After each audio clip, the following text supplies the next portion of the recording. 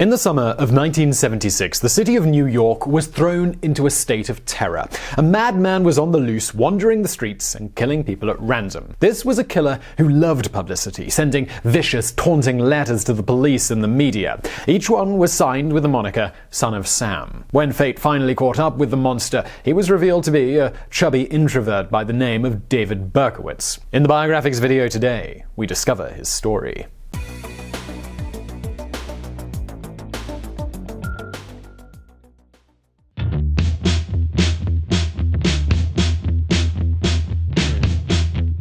The child who would become the Son of Sam was born Richard David Falco on June 1, 1953. His mother, Betty Brody, had been previously married to a man named Tony Falco, but when he left her for another woman, she began a relationship with a married man named Joseph Kleinman. Betty and Tony already had a child, Rosalind, and when Kleinman found out that she was pregnant again, he pressured her to give the baby up for adoption. It appears that he also forbade Betty from giving the child his name, which is why she gave the child her former husband's last name. A few days after birth, Richard was adopted by a middle-aged couple named Nathan and Pearl Berkowitz, who lived in New York's Bronx neighborhood.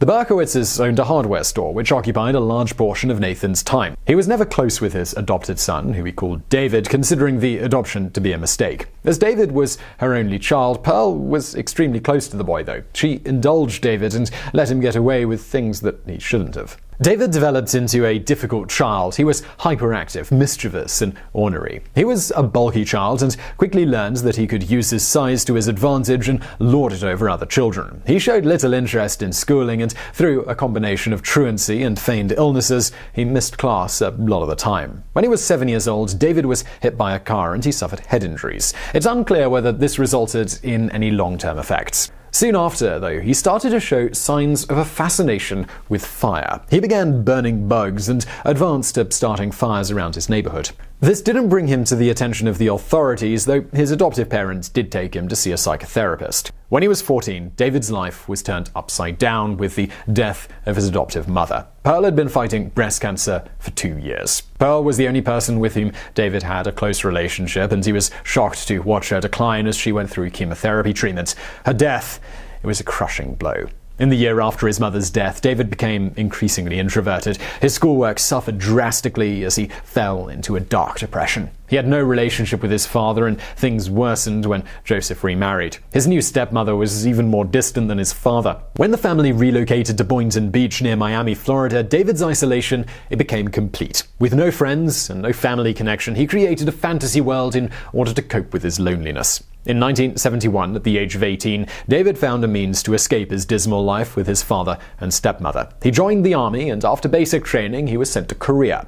Army life, it was transformative for the troubled young man. He seemed to respond well to the discipline that it provided and generally equipped him well. He trained as a marksman and became a good shot. In 1974, he was honorably discharged. After leaving the army, David returned to New York. Here, he was completely on his own. He used money he had saved during his army years to rent an apartment in the Bronx and took classes at Bronx Community College. People remember him at this time as an angry and argumentative young man who shunned association with others. To support himself, he worked a number of odd jobs, including mail sorter, security guard, and cab driver. Though very quiet, Berkowitz quickly came to the attention of his neighbors and the local police department. He would instigate petty disputes and escalate them with personal threats. A man who lived on the floor below, Deputy Police Sheriff Charles Glassman, received 4 handwritten threats from Berkowitz. In his early 20s, Berkowitz connected with his birth mother. He began regular visits with Betty and his half-sister Rosalind. However, when he found out that Betty had given him up for adoption after succumbing to pressure from his birth father, he did not react very well. In fact, he cut the two women out of his life completely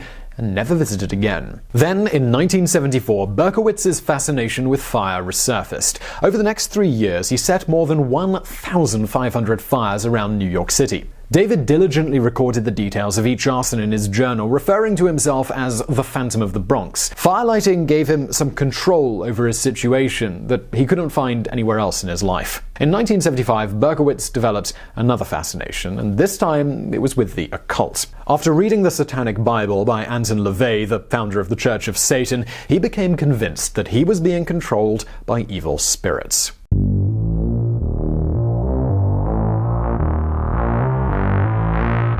In late November 1975, Berkowitz wrote a letter to his father. In it, he said, "It's cold and gloomy here in New York, but that's okay because the weather fits my mood. Gloomy. Dad, the world is getting dark now."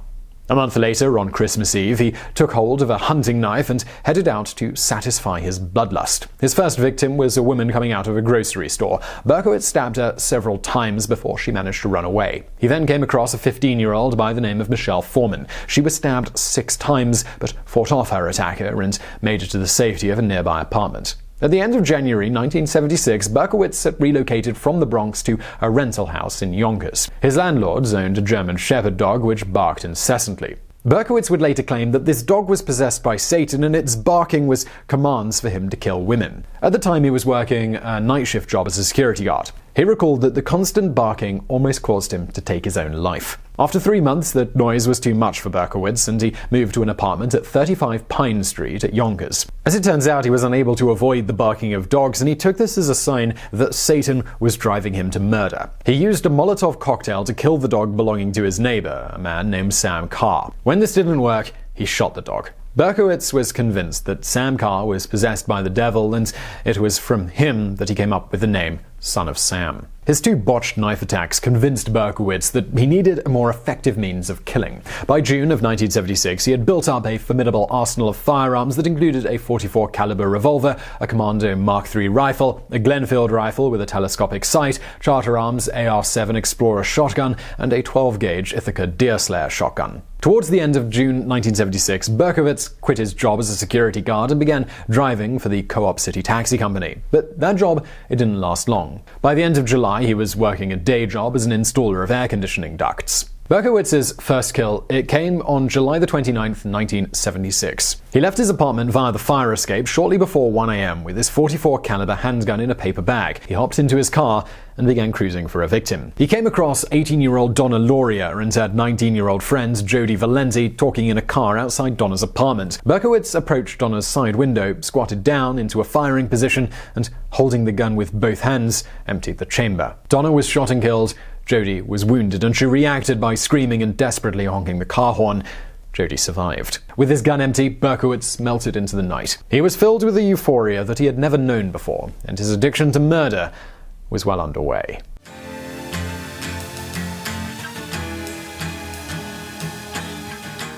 The next attack, it came 3 months later on October 23rd. Berkowitz was again cruising for a victim in the dead of the night. He was driving down a street in Flushing, Queens, when he spotted 2 people in a red Ford Galaxy. One of them had long black hair, which he found attractive. He began following them, and when they came to a stop, he parked behind them. Berkowitz had set his sights on 20-year-old Carl DeNaro and his 18-year-old date, Rosemary Keenan, who happened to be the daughter of a New York City police officer. Following the same pattern of his first murder, Berkowitz approached the passenger window, pulled out his handgun, and fired 5 times. One of the bullets smashed into Carl's head, but an uninjured Rosemary managed to escape the car and flee. When Berkowitz left, she returned and drove Carl to the hospital. Amazingly, he survived, with doctors having to insert a metal plate into his skull. A month later, Berkowitz struck again. This time, his victims were a couple of teenage girls, Joanne Lamino and Donna DeMasi. They were on their way home from the movies. Berkowitz walked behind them, and as they stood on the stoop of Joanne's house talking, he opened up with his handgun. Then he disappeared. Bullets tore through the bodies of both girls, but neither was killed, although Joanne was paralyzed from the waist down. The attacks, they continued. On January 30th, 1977, Berkowitz shot and killed Christine Front, who had just seen the movie Rocky with her boyfriend. As with most of the previous attacks, the couple were sitting in their car when Berkowitz opened fire. Then, on March 8th, he killed a 20-year-old Bulgarian immigrant by the name of Virginia Voxherichian. Virginia was walking home from Columbia University when she came face to face with Berkowitz. He shot her in the face at point-blank range and then left her to die on the sidewalk. Then, on April 17th, he attacked Valentina Siriani and Alexander Asso as they sat in their car at 3 a.m. Siriani died at the scene, while Asso died hours later. Police came to the scene, and they found a letter that had been left by the killer. It read in part, "I'm a monster. I am the son of Sam. I feel like an outsider. I am on a different wavelength than everybody else. Programmed to kill. However, to stop me, you must kill me. I am the monster, Beelzebub, the chubby beer-mouth. I love to hunt. Prowling the streets, looking for fair game, tasty meat. The women of Queens are prettiest of all."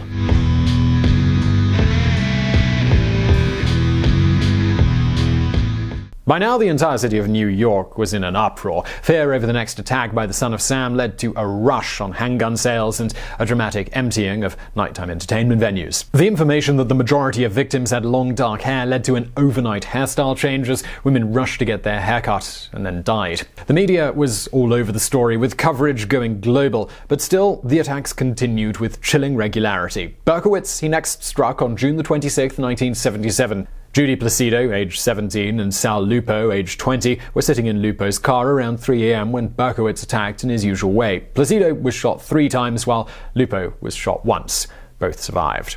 A month later, he attacked Bobby Violante and Stacy Moskowitz, both age 20. Again, Berkowitz fired through the passenger car window, striking both of his victims in the head.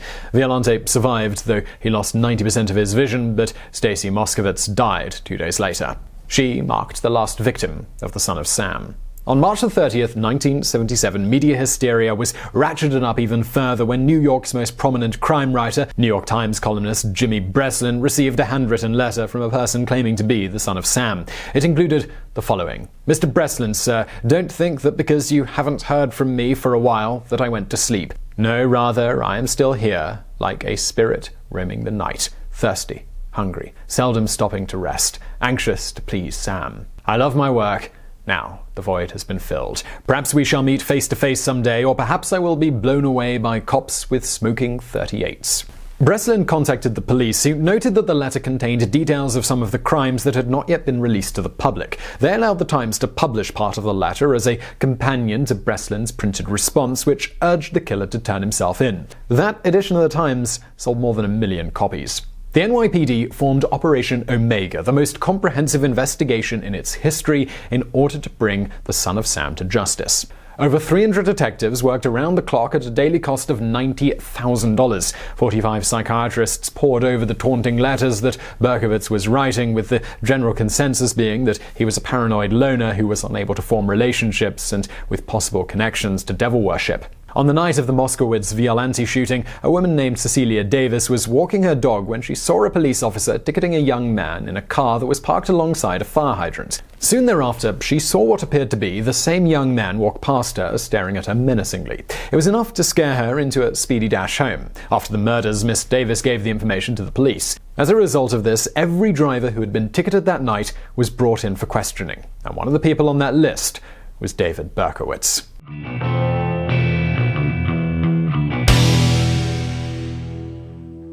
A detective tried to get hold of Berkowitz over the phone, but there was no answer. The detective then contacted the Yonkers police station to see if they could help get him in touch with Berkowitz. The dispatcher he spoke to just happened to be the daughter of Sam Carr, David's former landlord, and the inspiration for the Son of Sam label that Berkowitz had anointed himself with. The detective interviewed Sam Carr, who informed him that Berkowitz had shot his dog and was a pretty troubled individual. The physical and psychological description that was given seemed to gel rather well with the profile of the son of Sam. From this point on, evidence against Berkowitz quickly mounted. A suspected arson was reported close to his apartment. Police interviewed David's former neighbor Charles Glassman, who showed them the nasty letters that Berkowitz had written to him. On August 10, 1977, detectives found his Ford Galaxy parked outside his apartment. Although they didn't have a search warrant, they began searching the car. On the back seat was a duffel bag containing a rifle. Inside the glove compartment was a handwritten letter addressed to the Suffolk County Police Department that warned of a coming attack on a disco. One of the officers was sent to get a search warrant while the officers stayed by the car. A member of the public was told to park his car so as to box in the Ford, making it hard for Berkowitz to get away if he came out of his apartment. A SWAT team was deployed around the area. Finally, at around 10:30 p.m., Berkowitz came out of his apartment and got into his car. A detective approached and tapped on his window. The son of Sam then rolled down the window and said, "Well, you got me. How come it took you such a long time?"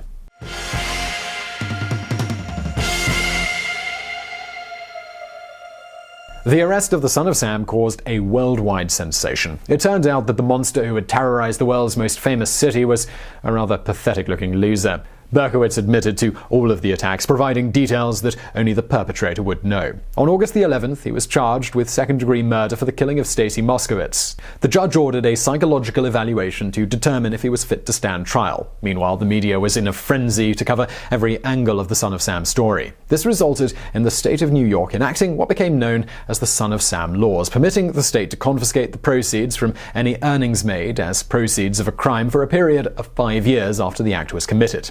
This money would then go to the victims of the crime. As it turned out, though, there was to be no trial. Berkowitz pled guilty to 6 counts of murder and refused the urging of his attorney to claim a defense of insanity. He later stated, "I just wanted to end it. I was so distraught. I just confessed and pled guilty and got it over with and just wanted to get out of that environment."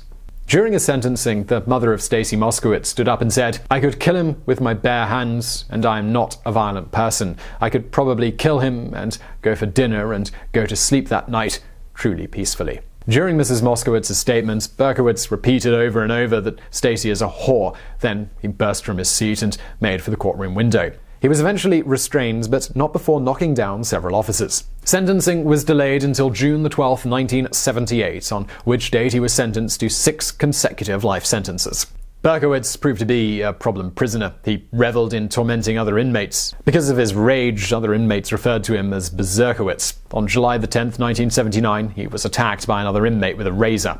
The resulting neck injuries, they required 57 stitches. After 10 years of confinement, Berkowitz became a born-again Christian. This angry mass killer was converted into an evangelical pacifist. He absorbed himself in a letter-writing campaign to spread the message of the Bible. Over the years, a following developed around Berkowitz as the ultimate example of the changed man, the modern-day equivalent of the Apostle Paul. Berkowitz first became eligible for parole in 2002. However, he sent a letter to the parole board requesting that the hearing be cancelled. In it he stated, "In all honesty, I believe that I deserve to be in prison for the rest of my life. I have, with God's help, long ago come to terms with my situation, and I have accepted my punishment." He has been up for parole every 2 years since 2002, but he has consistently refused the opportunity to seek his freedom. As a result, he remains in prison to this very day, where he is considered to be a model prisoner. So I hope you found that video interesting. If you did, do give us a thumbs up below. Let us know what you think. If you've got a suggestion for us as well, leave that below. And if you see one you like, give it that thumbs up and it'll rise to the top, and then we're more likely to see it and make it. So do that if you fancy. Like I say, subscribe, like, all of that good stuff. And I'll see you in the next video.